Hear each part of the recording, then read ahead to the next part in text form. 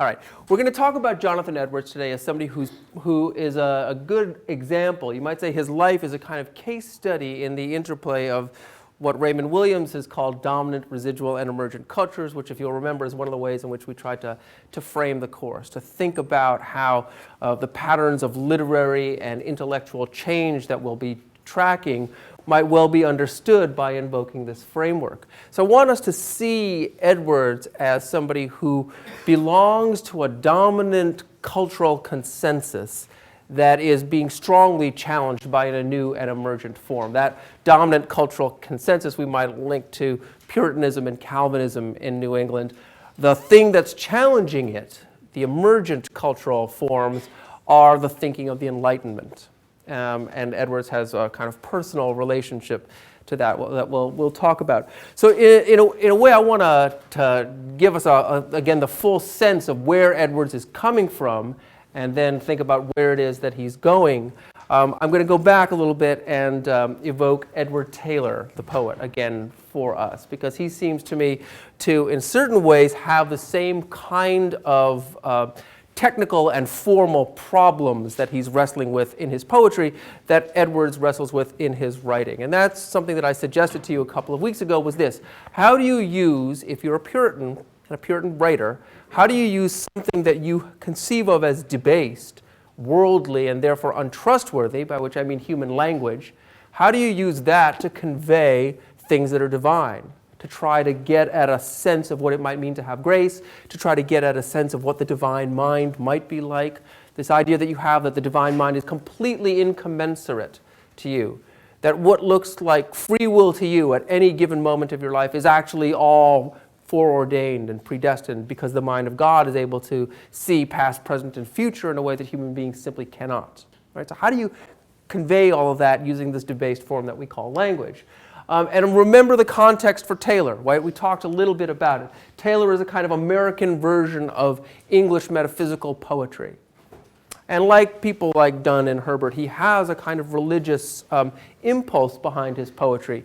But for him, you might say, the appeal of the kind of writing that metaphysical poets do is that it dramatizes the difficulty of precisely the project in which he's engaged, which is writing about things that are unearthly in earthly language, and also dramatizes the experience of the life of the individual sinner. The life of the individual sinner is hard. Reading Taylor's poetry is hard.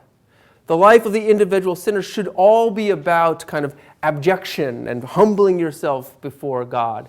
So what is Taylor's poetry other than a kind of series of ways? And again, you remember the preparatory meditations are poems that he used to prepare himself to give sermons, or that he wrote while he was preparing to give sermons. And some, like Meditation 8, actually will have a kind of biblical text, like the one there from John, I am the bread of life. And one of the things that Taylor does is to actually really think about that. Part of what he's trying to do is get beyond some of the kind of formulaic ways in which his listeners might have started to understand biblical reading and sermonizing, and therefore what he's trying to do is create new ways of thinking about these, and the poems help him to do that. So he takes what would have been a dead metaphor, Christ as the everlasting bread or something like that, and reimagines it quite literally. What would it mean if you ate Christ? What would happen to him? Where would the streams of grace come from? All that kind of stuff. And there's a way in which what he's doing is trying to find new and inventive ways, what the metaphysical poets might think of as trying to use wit to find new ways of expressing old thoughts, or thoughts that have never been completely expressed because of, you might say, the limitations of human language. So part of the reason the poetry is hard and hard to read and hard to say is that it's straining against the limitations of human language. Now, all of that makes it sound as if it's all difficult and might lead you to despair. And in fact, that's the wrong way to think about Taylor. I mean, Taylor looks at this predicament that you might say that human beings have. We have this world in which we are looking at signs. We have a sense of some of us are elect. We don't know when we're elect. The divine mind is just so different from ours. And how do we talk about that? How do we live? For him, it's kind of a fundamentally comic predicament rather than a tragic one, or one that should leave you to despair. And when we go back to reading Moby Dick, I think we'll see some affinities between Taylor's point of view and the view of one of the mates, the Jolly Stub, who says, okay, it's all predestinated, well, that's a comfort then. I don't have to worry about it. It's predestinated. Whereas for someone like Ahab, he takes the other kind of Puritan view, which is the more grim view of worries about agency and what does that actually mean for human beings if something is controlling their fates completely. Taylor adopts a slightly more comic point of view. And I want to just give you a brief taste of this and to give you a sense of how he creates these poetic effects by looking at one of his most famous poems, which is on page 278 of your anthology. It's the preface to God's determinations touching his elect and the elect's combat in their conversion, coming up to God in Christ, together with the comfortable effects thereof, as the footnote tells you. Could I ask somebody to, you know what, I'll do it because it really is hard to read. And I'm going to stumble, but that's okay. All right, so I'll read you the first few lines of this. Actually, you know what? I think it's worth doing the whole poem. It's not that long. It's only about 40 lines. So as you are looking at it, and this would be a wonderful poem, actually, for doing close reading work on, for practicing, and not so much meter and scansion as looking at the way in which he makes use of figures of rhetoric and other kinds of figures of speech here. So look for, I'll ask you if you notice some of these things. But one of the things to think about, and this is good in terms of the context of Edwards, because Edwards will at first look like he's doing something different.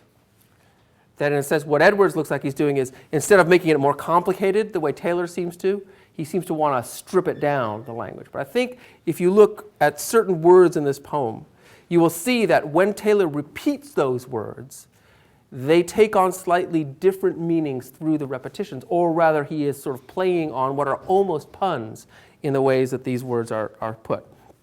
Okay. Infinity, when all things it beheld, in nothing, and of nothing all did build.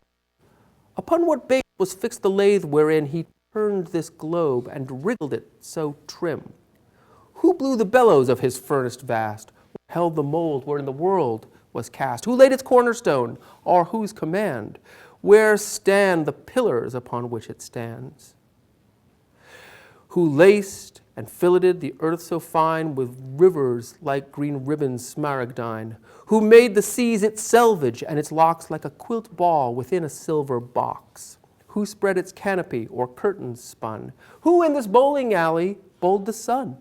Who made it always when it rises set, to go at once both down and up to get? Who the curtain rods made for this tapestry? Who hung the twinkling lanterns in the sky? Who did this, or who is he? Why, no, it's only might almighty this did do. His hand hath made this noble work which stands, his glorious handiwork, not made by hands. Who spake all things from nothing, and with ease can speak all things to nothing, if he please? Whose little finger at his pleasure can outmeet 10,000 worlds with half a span?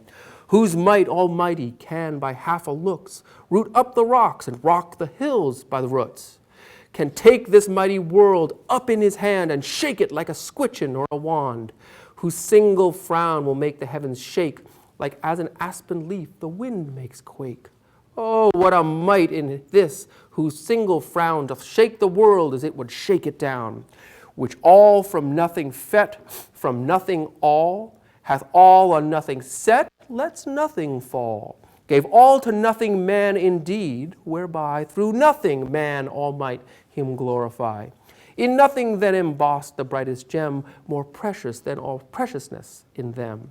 But nothing man did throw down all by sin, and darken that lightsome gem in him, that now his brightest diamond is grown darker by far than any coal pit stone. All right, let's talk about how it works. Let's take about the first 12 lines or so. How does it work? What's he doing? What are the attributes of this poem that you would recognize or want to point out if you were going to be collecting data for a close reading? Yes? The first 12 lines outline the Genesis. It kind of outlines the first 6 days of the world. Okay, good. That's right. So this is another account of creation. Note that he doesn't feel that he needs to write, Gen 1. There's no, We know the story, and he's giving us a telling of this story. Now, if you read Genesis, you realize that there's at least 2 Genesis stories kind of smack right on top of one another. You know, if you don't know what I'm talking about, take a look at it and see where is it that Eve comes from and when is it that she's made. There are 2 different accounts. That's because the Bible has many sources that are put together, and some are reconciled and some are not. So there's a creation story, and he's adding to it. Yes. It's also reminiscent of the Job story. Job. Yeah. Okay. How's that? At the end of the book of Job, when God is just like you create the winds. Very good. So remember that, right? When we talked a little bit about the book of Job, Job is the perfect servant of God. He has tested. All these terrible things happened to him. At the end, you'd think God would give him some satisfaction to know that there was a reason behind this. It was not purely whimsical. Satan had issued a challenge. It had to be met. Does he tell him? No. And what you might say is the book of Job is a big text for the Puritans and for someone like Taylor, because it is exactly a demonstration of the incommensurability of the divine and the human. God basically says, who are you to ask me anything? And there's also a language problem in the book of Job, right? Job earlier on says, well, when God speaks, he speaks in the whirlwind. I can't really understand. And then God comes down and deigns to speak not exactly in the whirlwind, although he's basically reminding Job that that's the way he speaks. So again, you can see where the language problem is coming from. Those are both very good things to bring up. Those are clearly intertexts for this poem, even though the poem is not announcing, hey, here's an intertext, right? So that's good. What will we say more about this particular act of creation or narrating this act? Yeah. I have a question. I don't know if it's relevant right now, but it was a question that I had earlier in my paper that I need to figure out. And I'm confused by the capital letters. Mm-hmm. I don't know if they matter or if Why would he capitalize things? Yeah. Well, certain things get capitalized in talking about biblical texts. Certain things get capitalized because it is customary to do so. It's either names or it's qualities, right? So there's a kind of precedence. That's a good question to ask, because people often ask that about Franklin, who seems like he's doing it in a kind of weirdly archaic way. Why would you capitalize qualities? And there's a way in which some of the commentary, therefore, is linked to what you might call allegorical writing, right? So I'll talk a little bit later on, either today or later on today, about Bunyan's Pilgrim's Progress, right? And there's a way in which if Bunyan, writing in the 17th century, is using that same kind of practice, right? And you can see that there's a reason for that, because he's telling an allegory of a Christian life, so his character is named Christian with a capital C, and he meets all these characters. Their names are Hope, Despair. So that gives you a kind of allegorical cast. Why it is that Taylor does it, he never writes anywhere as far as I know, why he does it. So we have to look at it and think about it in terms of these other practices of capitalizing certain words to call out either to the fact that they are properties or that there are certain qualities that have almost a kind of, we're going to treat it in almost an allegorical way. Having said that, Taylor is probably playing with that idea. So that certain things are going to be capitalized here because they're really important, and certain things are going to be capitalized because they're not really important, but maybe they are really important if we think about them again. So why is bellows of his furnace vast all capitalized? I would suggest that that's in fact to create a kind of comic effect. Right? I mean, take a look at what, he's taken this, he's doing a creation story, right? It's a creation story. And he's using this kind of archaic, almost now archaic practice of capitalizing certain qualities, certain things that give it a kind, certainly things that refer to God would normally be capitalized. And yet, what has he actually written about in terms of writing this creation story? Sure, he's invoked Job, but is he talking about creating the Leviathan and the great creatures of the air and the water? No. What is the abiding metaphor? Upon what base was fixed the globe wherein the lathe wherein he turned this globe and wriggled it so trim? And you get the footnote, wriggled is an archaic word for grooved. What's that metaphor? What's a lathe? What's he? Yeah. It's carpentry. Yeah, it's God as the woodworker or the carpenter. Okay, so we have some associations in biblical history between the divine and the carpenter. Okay, but again, this is Taylor making God the Father into the carpenter. But that's not all he is, because he's, multifaceted. What else does he do? Who blew the bellows of this furnace vast, right? Something like a blacksmith who works with bellows, right? Yes? Oh, no, I was going to say the blacksmith because he says, or held the mold where Mhm. it was cast. Okay, good. So that could be more blacksmithery. It could be sculpting. Or maybe a potter. Could be that. Who laid its cornerstone? God as architect. Or whose command? Where stand the pillars upon which it stand? Slightly different one. Who laced and filleted the earth so fine? God as the sewer or the maker of cloth.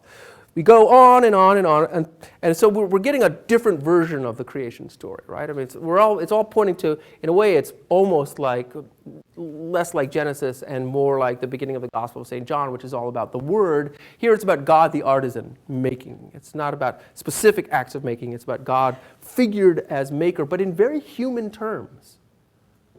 Daily activities. This is another way in which you might say there's a link between Taylor and Edwards. Because theoretically, right, I mean, we're using examples from the worldly, from daily life to talk about the divine.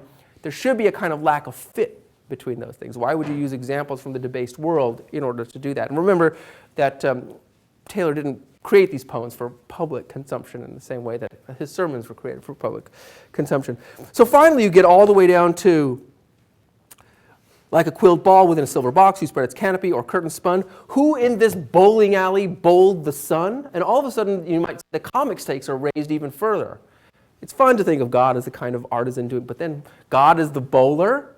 It's almost like he takes his premise, and then this is the kind of metaphysical wit part of it, twists it one more time to give it another kind of comic edge to it. Right? So I think that's immediately what he's done is he's given you a creation story, but it's a creation story that is not emphasizing, or that's not quite correct, even as it is emphasizing the magnitude of the deity. God actually can bowl the sun, right? It cuts the deity down to size or makes him more, dare I say, human or at least approachable in a way that he is never to Job by giving him this kind of comic things and giving him kind of human occupations. You might say this is just a heuristic. It allows us as abject human beings to be able to conceive of God. None of them are going to be quite right. But if what we're getting across is that kind of comic idea, that's a road on the right direction, because ultimately it's a kind of setup, right? Because where this poem ends is where the first book of Genesis ends with the fall. Right? There's a kind of oblique reference to that at the end. Let's take a look at the way one particular word works, and then we'll be done with this. Infinity. When all things it beheld in nothing, and of nothing all did build. That's the way we start. And nothing comes back late in the poem. And I want to look at that. This is about line 35. Okay, if you'll remember from the Defense of Fort McHenry, right, the first stanza is questions. Most of this poem is questions too. And then we get answers at 35. Which all from nothing fet, that made, again an archaic word, from nothing all. Hath all on nothing set, that's nothing fall. Gave all to nothing man indeed, whereby through nothing man might all him glorify. In nothing then embossed the brightest gem more precious than all preciousness in them. So if we were going to comment on nothing, what would we say about nothing? Nothing from nothing leaves nothing. What? Yeah, anyone? Take it from the first appearance, which all from nothing fet, from nothing all. Any little devices and tricks lurking in those lines? Come on, you look like you want to say something. Is it antithesis? Antithesis. Where would you see the one and not the other? I mean, yes. So let's talk about. Is that the one I'm thinking of? I don't know. Isn't that when you Antithesis would set. something is something and then it kind of reverses it? Right. Like an X? So I guess if it's say all was nothing and nothing was all. Okay, that's one way. There's certainly something antithetical about this, although I don't think it's classically set up in the form of antithesis. All can't be nothing? In a way? And nothing, nothing is all at all. Well, what's he getting at? Which all from nothing made from nothing all. All, nothing, nothing, all. that structure? Yeah, in the back. That's right. It's chiasmus, which is what?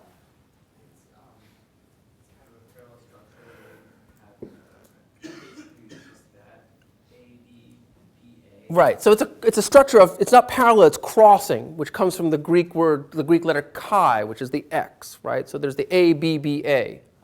Typically, we would say you use chiastic structures in order to create a sense of boundedness. It tightens up the line. It makes it seem constrained. In part because you usually are repeating words as well. So there's something in the middle that's being framed by something on the outside is another way to think about it. So here, all is framing nothing, or at the heart of all is nothing.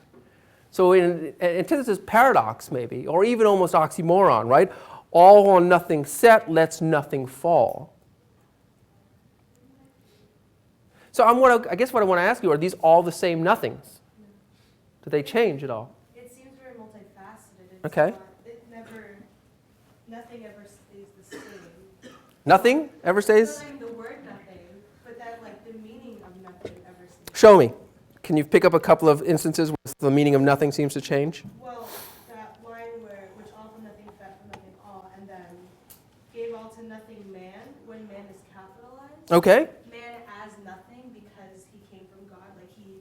It's very, it puts man on a lower scale than God. So nothing man, what part of speech is nothing then?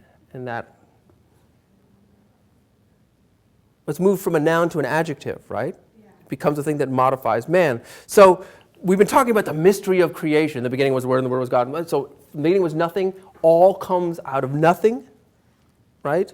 From nothing, all is made. That seems paradoxical, but again, we don't. These are the only words we have. We got to repeat them because we really don't have better words to talk about this.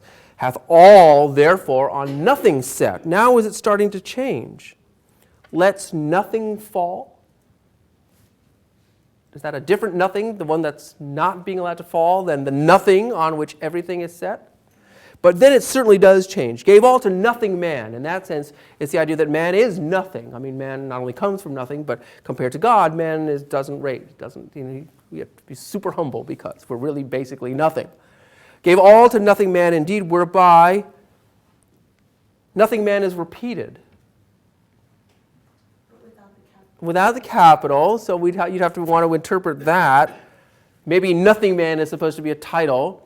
Or maybe nothing man is the lack of capitalization might be a way of delineating that there's now going to be a break, that nothing man is not to be taken as a unified phrase. But in fact, nothing now becomes not an adjective, but is now a noun, object of preposition. Through nothing man, gave all to nothing man, indeed, whereby through nothing man all might him glorify. Now what does that mean? There's nothing we can do to glorify him? Or through the nothing which is everything, that's how we glorify him? In nothing then embossed the brightest gem more precious than all preciousness. And the brightest gem is what? It's the soul, right? I mean, it's the divine light that's in everybody. But it's surrounded by nothingness because I think that the nothing that is spoken of in 936, where it says lets nothing fall, is related to in nothing then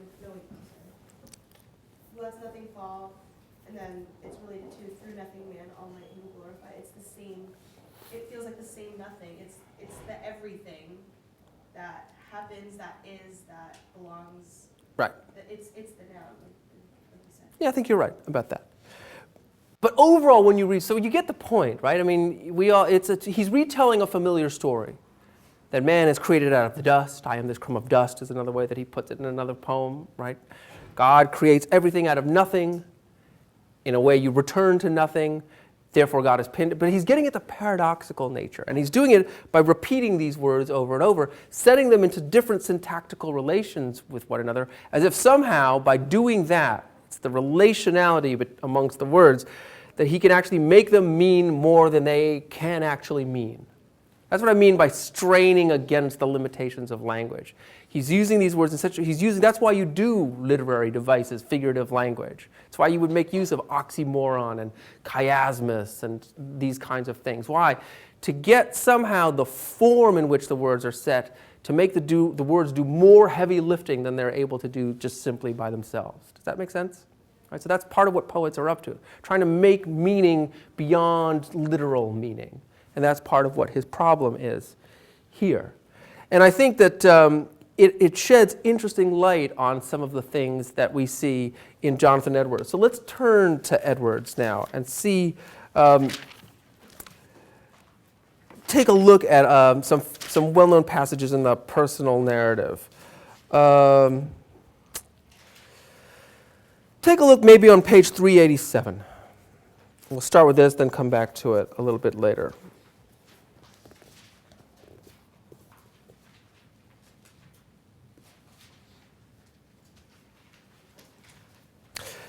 The middle of the page. From my childhood up, my mind had been wont to be full of objections against the doctrine of God's sovereignty in choosing whom he would to eternal life and rejecting whom he pleased, leaving them eternally to perish and be everlastingly tormented in hell.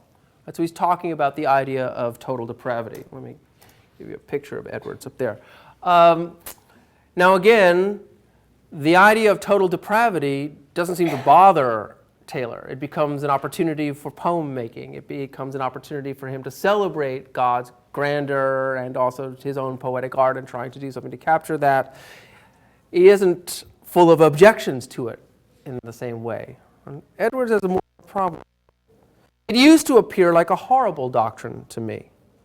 But I remember the time very well when I seemed to be convinced and fully satisfied as to the sovereignty of God and his justice in thus eternally disposing of men according to his sovereign pleasure, but never could give an account how or by what means I was thus convinced. Right? So immediately a language problem and a problem of thought.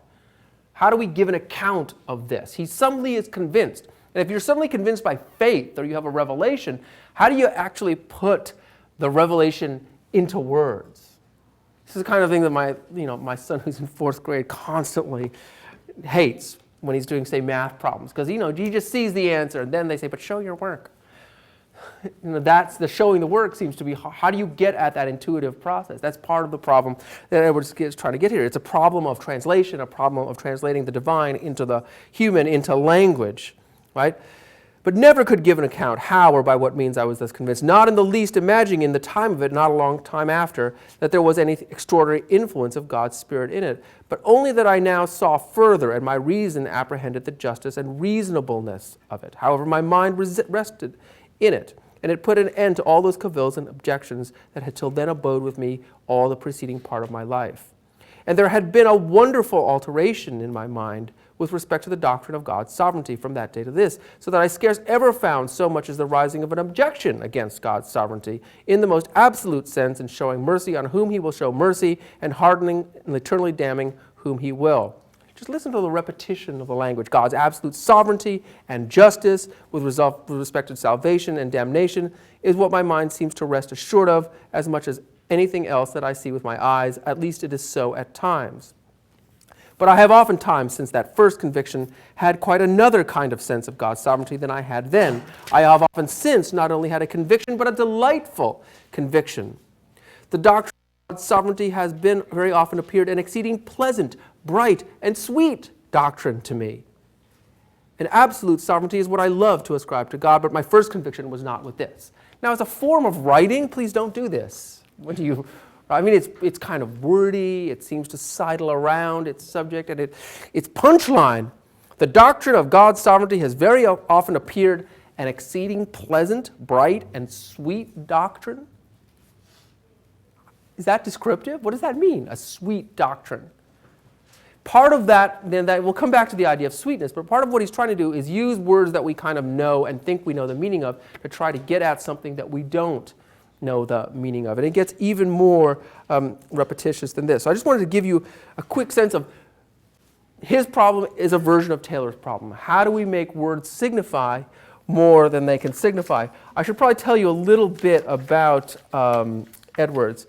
Edwards is someone who was called to the pulpit about 50 years after Taylor's life, right? So we're talking the early 18th century now, 1726. He's born in 1703, at the beginning of the new century, the 18th century. He goes to Yale College at the age of 13 in 1716, and Yale at that time is a school for ministers, right? So he's precocious, he's very smart, and he's destined to be a kind of Calvinist minister. But the thing about him was, it seems that the most decisive part of his intellectual development occurred not in the classroom. I mean, he was already convinced he was a Calvinist. It's kind of like what I tell students when they're thinking about, should I minor in this, or what courses should I take? I say, take something out of your normal intellectual box that might have the opportunity to change your life. For me, it was, I always knew I was going to be an English major, so no specific English course particularly changed my life, but that art history course that I took as a pure elective senior year completely changed the way I thought about many things, reorganized the way I spent my next year. Exploration. That's what Edwards did. He started reading in the library. The college had a business agent, unfortunately named Jeremiah Dummer. But actually, Dummer's role was to try to make the undergraduates smarter. He was sending books from England, and sort of the latest books. And among those books were books by John Locke. And so Edwards read Locke, particularly the thing that I put up an excerpt from, the essay concerning human understanding. And one of Edwards' disciples, Samuel Hopkins, later said, he compared, in an interesting metaphor, he says, Edwards got more satisfaction out of reading John Locke than the most greedy miser gets in gathering up handfuls of silver and gold from some new discovered treasure, right? So he compares Edwards to a miser, just kind of, I mean, again, it's a very vivid and not entirely positive image, and that gives you a clue to the kind of teaching that Edwards did later on. And I gave you this excerpt from Locke to look at because I wanted you to get a sense of what it meant to be an empirical thinker. Right? So Locke is a materialist thinker. He looks at the world, and from that he wants to deduce principles. He isn't an idealist thinker who decides that there are principles first, and that so you would make a contrast between Locke and someone like Kant, right? Who's trying to think about principles that exist from before, a priori, as it were. What he later calls, the categorical imperatives. What are the first principles? And then we think about how the world reflects those things. Locke is interested in looking around. He's interested in observing, experimenting. And his rationale is this. He believes that human beings are divine. I think I mentioned this when we started talking about the Enlightenment, but he believes that revelation is not necessarily the most reliable or the most frequent mode of obtaining knowledge. If you get it, great. Don't question it. You get revelation from God, it's the good stuff. Otherwise, we have to use what God gave us. And if God gave us our minds and God gave us reason, then those are divine too, and we should use them, and we're doing God's work by using them. So he was able to square his belief in God with this idea that you can also be an empirical thinker. Obviously, it means you have to give something up. And what you give up is the idea of the total depravity of humankind and the debased nature of the world. The world has not all become tainted. Human beings have not all become tainted as a result of the fall. And so he feels licensed to be able to use the world to understand many principles, and perhaps even to think about God himself. So that's a big shift. And you might say it's the newest idea. It's a new revolution in intellectual technology. It's what's emergent in this period.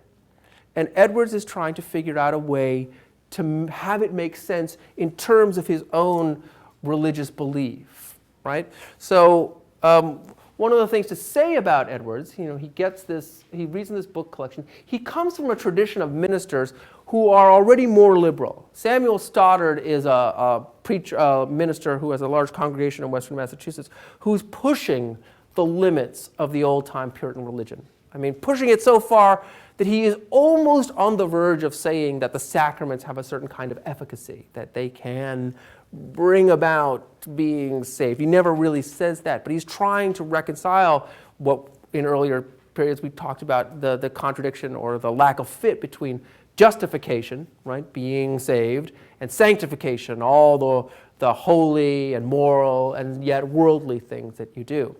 He's a more liberal version of that in his preaching. It becomes, if you look, I'm told that if you listen to Stoddard, you would almost think that in contemporary terms you were watching some kind of Baptist minister, right? He's very active, trying to say, almost as if the minister could be an agent of being saved. But when push comes to shove, no. But still pushing the boundaries of that. Again, another one of these contradictions within Puritanism. Edwards recoils from that a little bit. I mean, I'm sure, sometimes people who have very liberal parents themselves become a little bit more conservative. Edwards wants to pursue a slightly more conservative vision of Puritanism or of Calvinism. But he reads these books. He reads about Locke. He reads the idea of about empiricism. And he believes, he becomes very persuaded by this idea of the mind as what Locke calls a tabula rasa, a blank slate that's being written on. Now, people who believe in Revelation say, yeah, human beings are blank slates, soul is blank, and God writes on it. The Bible writes on it. That's what gets written on it. And any other writing is not the kind of writing we want. Locke doesn't believe that. Locke believes that what writes on the blankness that is the mind or the soul is experience, the experience that we have in living our daily lives. And that gets written on it. And what we use then is that divine faculty that's called reason to interpret it, what we've experienced. So that means sensory data is reliable, or as far as it goes. It's not completely unreliable. We need to know how to think about it. But he wants to, how else do we experience the world? Through the senses that God gave us. So we use that. We make use of it, and we use the reason to do that as well. That's what Edwards is trying to have make sense to him. How do you reconcile the old-time Calvinism, which is based on those principles, tulip, total depravity, unconditional election, limited atonement, irresistible grace, the perseverance of saints? How do you get all that squared with this new Enlightenment intellectual technology, right? This is what Locke says. The first capacity of human intellect is that the mind is fitted to receive the impressions made on it, either through the senses by outward objects or by its own operations when it reflects on them. You might say this is senses and then reason. This is the first step a man makes towards the discovery of anything and the groundwork whereon to build all those notions whichever he shall have naturally in this world. Right? So it's just it's a different way of thinking about it.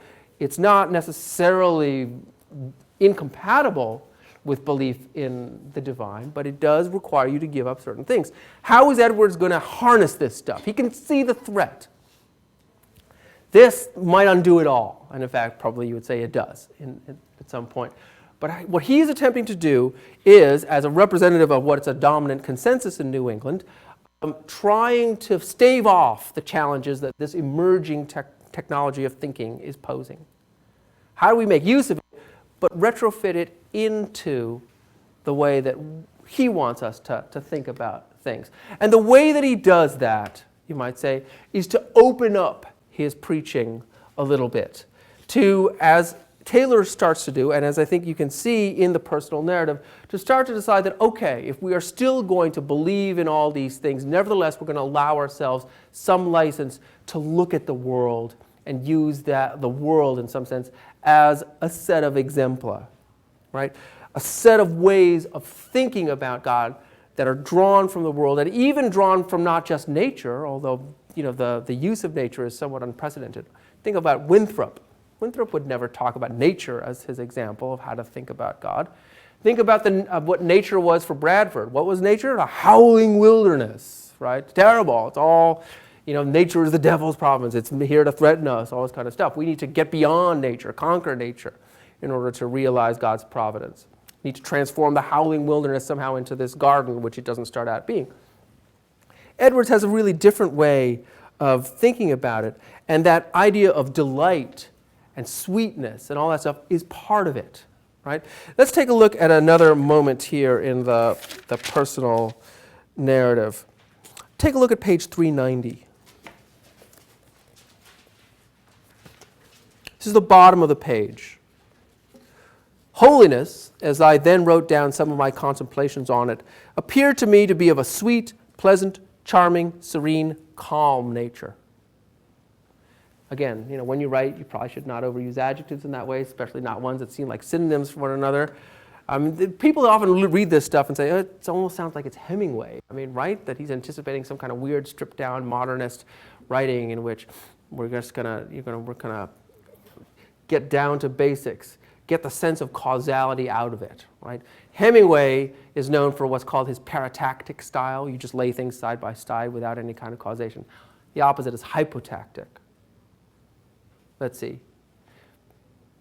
Because I go to NYU, I will get a very good job. To do it the other way would be, I go to NYU and I will get a very good job. There's no necessarily causal relation. There's, by the way, no necessary truth to any of that either, but we hope. No, that's not a good thing to say. So you might say that Edwards is trying to wrestle between that. He can't get at the idea of causes so much, or causes is always attributed to God, so he's going to lay things out. And there's almost a sense that by putting these words that we think we know what they mean next to one another, we start to make them mean something other than what we think we already know. Holiness, as I then wrote down some of my contemplations on it, appeared to be a sweet, pleasant, charming, serene, calm nature. It seemed to me it brought an inexpressible purity, right? A purity that I can't actually express, although I'm trying. Brightness, peacefulness, and ravishment to the soul. And then it made the soul like, and here's the metaphor, like a field or garden of God, with all manner of pleasant flowers. So the idea of the garden is kind of an almost dead Puritan metaphor. Like Taylor a little bit, he's going to try to revivify it by being detailed about it. All pleasant, delightful, undisturbed, enjoying a sweet calm, and gently vivifying the beams of sun. Now I want you to look at this metaphor here, because I think it's very important. And I think it's a way of understanding what Edwards is up to. The soul is of a true Christian, as I then wrote in my meditations, appeared like such a little white flower as we see in the spring of the year, low and humble on the ground, opening its bosom to receive the pleasant beams of the sun's glory, rejoicing as it were in a calm rapture, diffusing around a sweet fragrancy, standing peacefully and lovingly in the midst of other flowers round about, all in like manner opening their bosoms to drink in the light of the sun. I think that's a kind of extraordinary passage. What would we say about it? What do you notice about it right away, compared to other Puritan rhetoric or just other things that we've been looking at lately? What's Edwards up to there?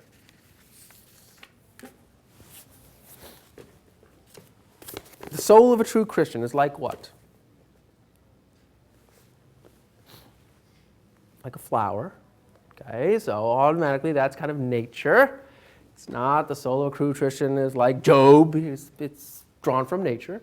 We're taking the garden metaphor, making it come alive a little bit more by being very specific about it. But picture in your head what he says.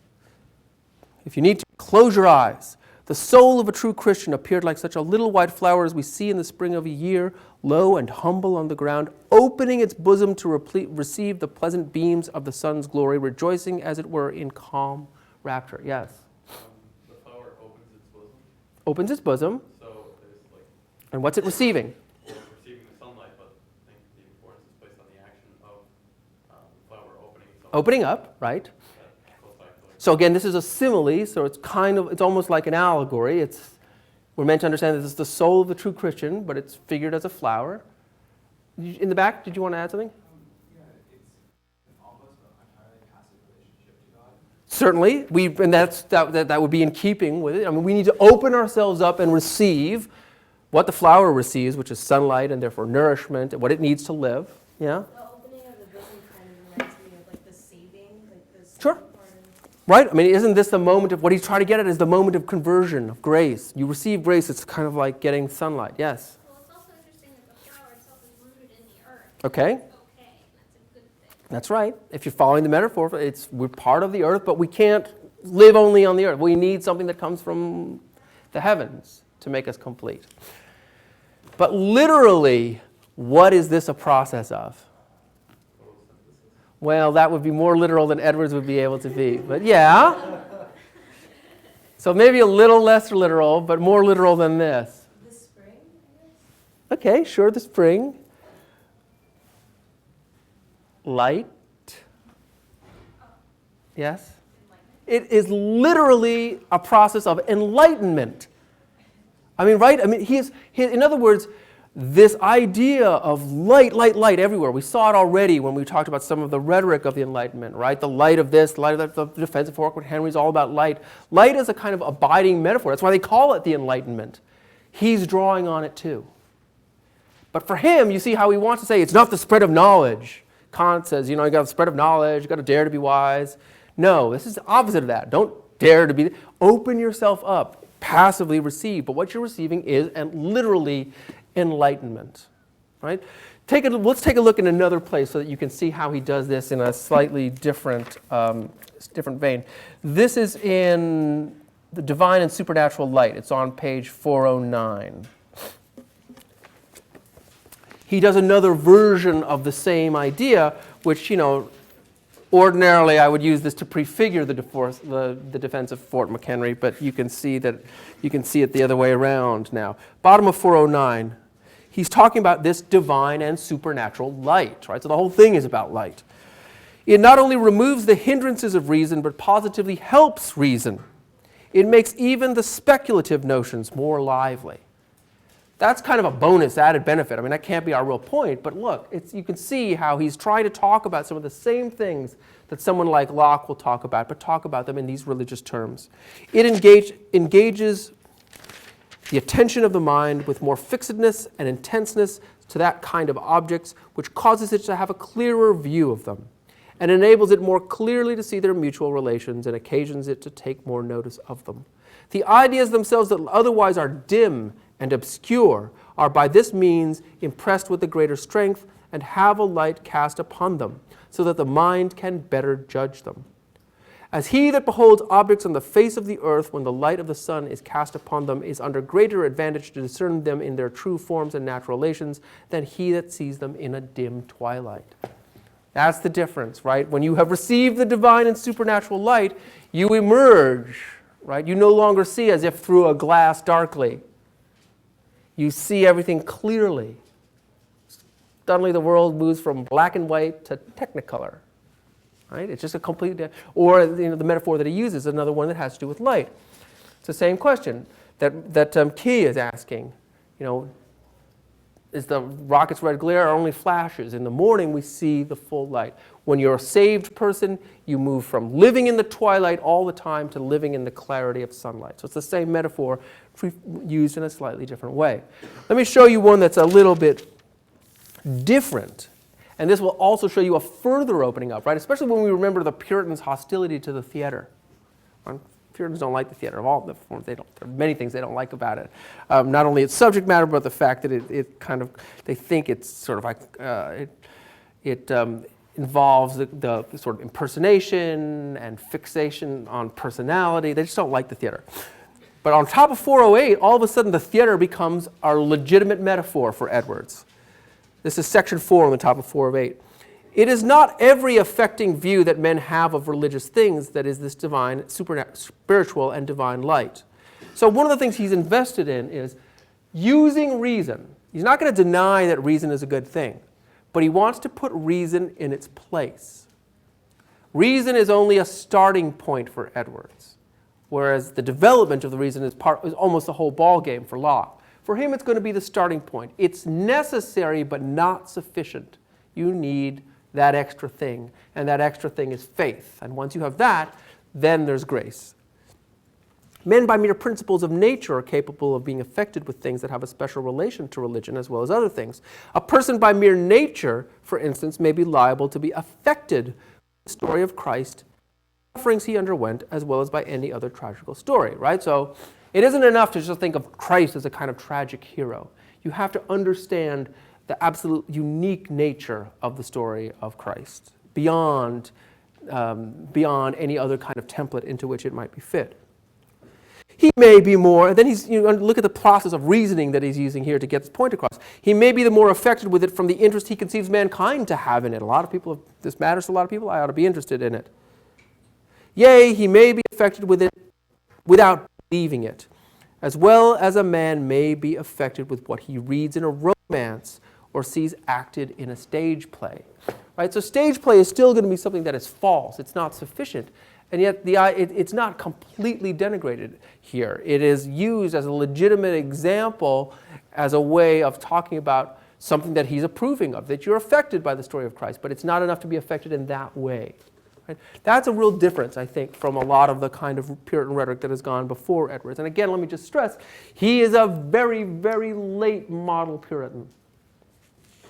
Okay, the heyday of Puritanism is the 17th century. All the people, Puritans come in 1620, are already having problems by the 50s and 60s. Jeremiah period is the 1667 or so. So that's a lot later when he lives. And there's a sense in which what we might be seeing here is either the last gasp of a Puritanism, or with the Great Awakening, which I'll talk about in just a second, the kind of final reassertion of Puritan principles before they finally yield to the Enlightenment. So there's a sense of inevitability that Edwards has, and he's trying to push it off. He's trying to push that off a little bit. Now, one of the things that happens here is that there is a period of awakening that occurs. It occurs partly in his pulpit.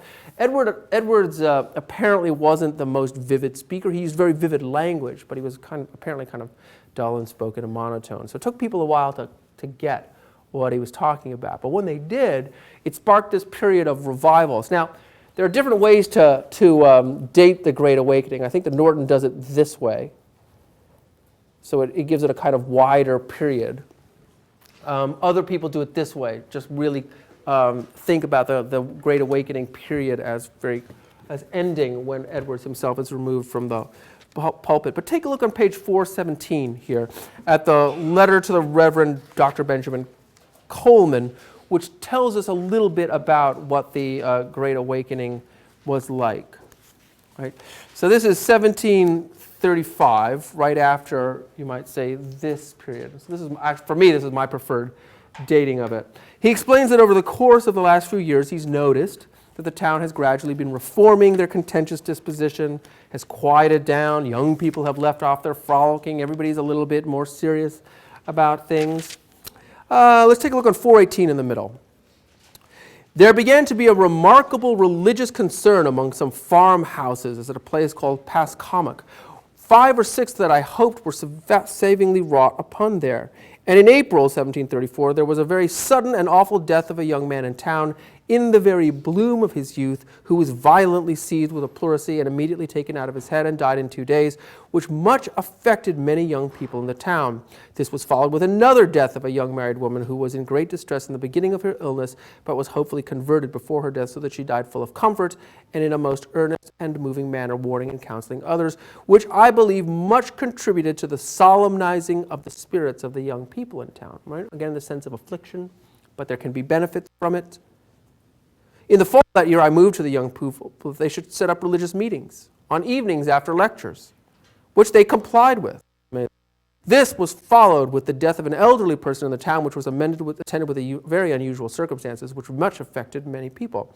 About that time began the great noise that there was in this part of the country about Arminianism, which seemed strangely to be overruled for the promoting of religion. People seemed to be put by it upon inquiring with concerned and engagedness of mind what was the way of salvation, and what were the terms of our acceptance with God, and what was said publicly on that occasion, however found fault with by many elsewhere and ridiculed by some, was most evidently attended with a very remarkable blessing of heaven. And if you map this onto what we've just been looking at, you can see this is reason gearing up. People are interested in the kind of intellectual questions that have to do with Arminianism. And then things start in earnest at the beginning of 1735. So a few lines down on 419. All seem to be seized with a deep concern about their eternal salvation. All the talk in all companies and upon occasions was upon all things of religion, and no other talk was anywhere relished. Scarcely a person in the whole town was left unconcerned about the great things of the eternal world. Those that were wont to be vainest and loosest persons in town seemed in general to be seized with strong convictions. And again, this is something that goes beyond reasoning. It's almost like a kind of weird viral thing. It's sort of contagious. Those that were most disposed to condemn vital and experimental religion, and those that had the greatest conceit of their own reason, the highest families in the town, the oldest persons in their town, and many little children were affected remarkably. No one family that I know of, and scarcely a person, had been exempt. And the Spirit of God went on in his saving influences to the appearance of all human reason and charity in a truly wonderful and astonishing manner. The news of it filled the neighboring towns with talk, and there were many of them that scoffed and made a ridicule of religion that appeared in Northampton, right? Immediately you can see that we're at a moment where religion is ebbing in its influence. If this kind of notion of revivalism can be ridiculed, it means that there's a sense in which we are at the end of the dominance of Puritan thinking in the Northeast. Take a look on page 421. And again, you'll hear some of the same language that he's talked about. This is the end of the paragraph that begins the page. I never saw the Christian spirit and love of enemies so exemplified in all my life as I've seen it within this half year. They commonly express a great concern for others' salvations. Some say that they are far more concerned for others' salvations after they themselves have been converted than ever they were for their own. Several have thought, though perhaps they might be deceived in it, that they really die for the salvation of any soul, of the meanest of mankind, of any Indian in the woods. And you wonder what it is that makes him think that they couldn't possibly go that far. This town has never been so full of love, nor so full of joy, nor so full of distress as it has lately been. Some people, some persons have had those longing desires after Jesus Christ that have been to that degree as to take away their strength and very much to weaken them and make them faint, right? So, I mean, this is what we call enthusiasm. In a certain moment, directed a certain way, it results in the Salem witch trials. Directed a different way, it's this period of revivalism. And then he says, many have been overcome with a sense of the dying love of Christ, so that the home of the body has been ready to fail under it. There was once 3 pious young persons in this town talking together of the dying love of Christ, till they all fainted away. Though 'tis probable the fainting of the 2 latter was much the fainting of the first. Look, that's a joke. Edward's making a joke in the middle of his letter, right? Anybody ever see a film called The Goonies? Yes. Remember the balcony? He's like, he talks about vomiting, and they're vomiting, and then everyone's vomiting. It's kind of like that kind of. I can't believe you've seen that movie. Okay, did it just come out on Blu-ray or something? Anyway, never mind. What? The Goonies is a classic. Okay. Who directed The Goonies? No. He sponsored it, but it wasn't Chris Columbus, was it? Was it? Richard Donner. Yes, it was Richard Donner. Excellent. Good. Excellent. Actually, that bears rewatching. I seem to think. Yes. Okay. Anyway, if you think about fainting instead of vomiting, that gives you the idea here. It's contagious. It's infectious. You do it because other people are doing it. Now, there's a downside to all of this, right? If everybody's having conversions around you, you really want them to. What if you don't get it? That's not so good. What if you feel like you're converted, you faint away, you're revived, you have the dying love of Christ? That's all good. The next day you wake up and you really want to have a drink. Or you really want to fornicate. Or you want to do whatever it is you want to do. Sinful impulses, you've perjured yourself. Oh my gosh. Right? So, this actually happens. Take a look at the postscript to the letter. This is in June of 1735. Since I wrote the foregoing letter, there has happened a thing of very awful nature in the town. My uncle Hawley, the last Sabbath day morning, June 1, laid violent hands on himself and put an end to his life by cutting his own throat. He had been, for a considerable time, greatly concerned about the condition of his soul, till by the ordering of sovereign providence he was suffered to fall into a deep melancholy, a distemper that the family are very prone to. He was much overpowered by it. The devil took advantage and drove him into despairing thoughts. He was kept very much awake at nights, and so that he had put very little sleep for 2 months, till he seemed not to have faculties in his own power. He was in a great measure past the capacity of receiving advice or being reasoned with. The coroner's inquest judged him delirious. Satan seems to be in a great rage at this extraordinary breaking forth of the work of God. And it was not only despair, the flip side of enthusiasm, right, is a sense of despair. And even worse, when you feel like you've gotten the true calling and then you find yourself to have sinful feelings at the same time. One of the things that we might say about Edward's personal narrative is he seems to understand conversion as a process that takes a little bit of time. If you have to go and read it, there seems to be a couple of times in which he has had these kind of breakthroughs. So the revival ebbs with the suicide of Hawley, and it kicks up again very shortly afterwards when this guy, George Whitefield, an itinerant preacher from England, comes to the east coast of the United States. This is about 1739. And this guy is like a rock star. I mean, literally, he draws incredible crowds. He goes from parish to parish, and people come. And he's extremely vivid in the way that he speaks. And he speaks in a way that's designed to pull on the emotions. He talks about hellfire and damnation, right? And that same kind of rhetoric that we saw in Wigglesworth, Whitefield uses up and down the East Coast. He goes, to various parishes. You can imagine that the ministers who are resident in these towns have a kind of mixed feeling about, here's this kind of guy coming in and stirring up our flock, or what authority does he have? What is we supposed to do with that? But it becomes a force that is too much to be reckoned with. Edwards himself succumbs to this in probably what is ironically his most famous sermon. And I've tried to suggest to you that Edwards is like Taylor, thinking about delight and sweetness, and the personal narrative is all about that experience of enlightenment, divine and supernatural light. There's I haven't shown it to you, but you can look at, there's a crucial moment in divine and supernatural light where he talks about sweetness, right? And he says, you can have a rational understanding of grace without having experienced it. It's just like you can know that sugar is sweet because people have told you without ever actually tasting it. But once you've tasted honey, then you know in a radically different way than you did just by hearing about it. You understand sweetness in a way that you couldn't possibly have before you tasted anything that was sweet. Right, so that's the way he stresses, that's the mental thing he does, and that's the way he stresses. This one is different.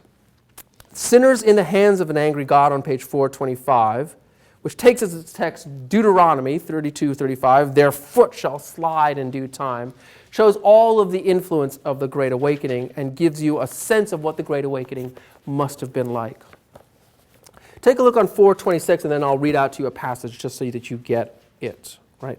Middle of 426, after section 4, he says this. The observation, so this is the part that would be, there's the explication starting to be the doctrine. The observation from the words that I would now insist upon is this. There is nothing that keeps wicked men at any one moment out of hell but the mere pleasure of God.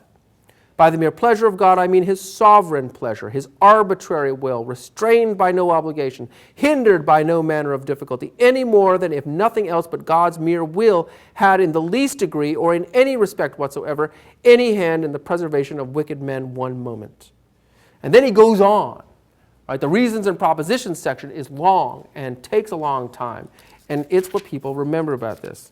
I'll read you in the application. Let me read you one of my favorite bits. This is on page 431.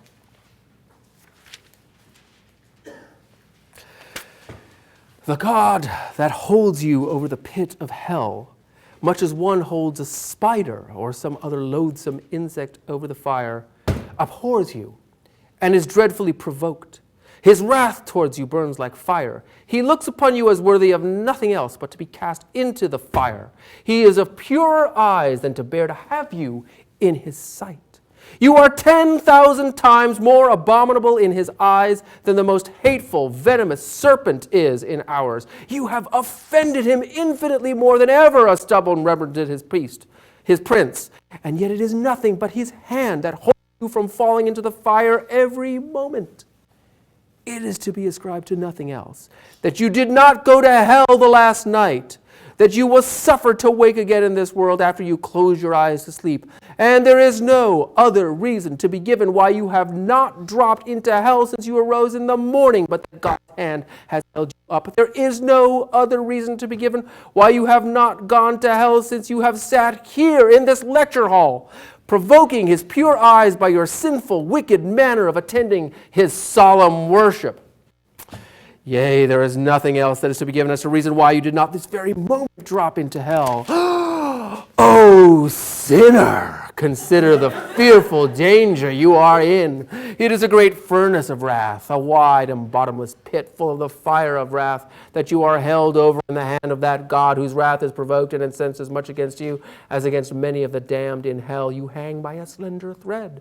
with the flames of divine wrath flashing about it and ready every moment to singe it and burn it asunder, and you have no interest in any mediator, and nothing to lay hold of to save yourself, nothing to keep off the flames of wrath, nothing of your own, nothing that you have ever done, nothing that you could ever do to induce God to spare you one moment. And consider here more particularly. And he goes on and on and on, right? That is the imagery of hellfire and damnation. That is a complete commitment to total depravity, unconditional election, right? The power of God. Edwards pulls back away from this. I mean, I want you really to think of this as uncharacteristic and to give you a sense of the power of the Great Awakening. It becomes a kind of, I don't know how you would want to put it in terms of dominant, residual, and emergent, right? It's probably shows you the power of the residual. Even if some places you could make fun of revivalism, there were other people who were wanting to be revived, as it were. And I think it's important to put Edwards in his context. So one of the things to say about Edwards is that he is the last great Puritan thinker, right?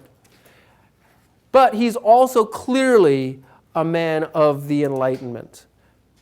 He is almost, and we'll talk about this in about 20 some odd minutes, he is almost exactly contemporary with Benjamin Franklin. Right? Edwards is born in 1703, Franklin is born in 1706. We tend to think of Edwards as a Puritan. We tend to think of Franklin as a man of the Enlightenment. I want you to both see that they are recognizing that change is afoot intellectually. And they are making their peace with that change and attempting to use that moment of change in different ways. They pick different solutions.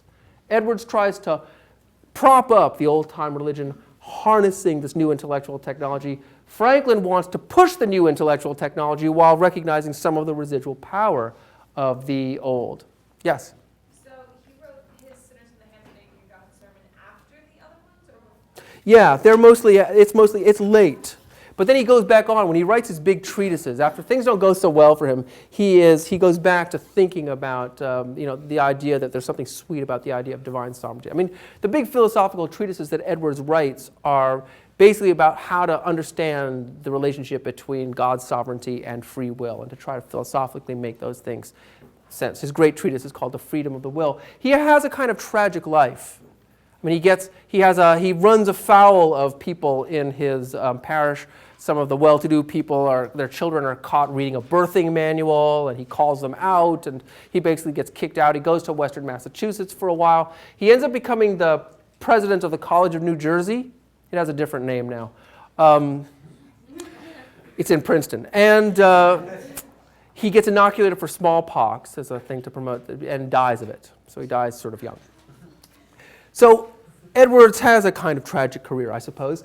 One of the things to say about it is that there's three ways in which I want you to think about him. So he's the last great Puritan. He's also a man of the Enlightenment. I mean, that's the moment in which he's living. And insofar as he is, in fact, pushing the idea of enlightenment towards thinking about nature, and thinking about, I mean, he's full of kind of natural, and thinking about beauty. There are other things that he's written which are really about aesthetics more than anything else. I would say he is one of the first early American romantic thinkers. So he's a really important kind of cusp figure for us. He ties the early part of the course to the later part of the course. And I think we'll leave it there. You can take a break for a few minutes, and me too. And when we come back, we will think again about the conjunction of these two, Jonathan Edwards and Benjamin Franklin.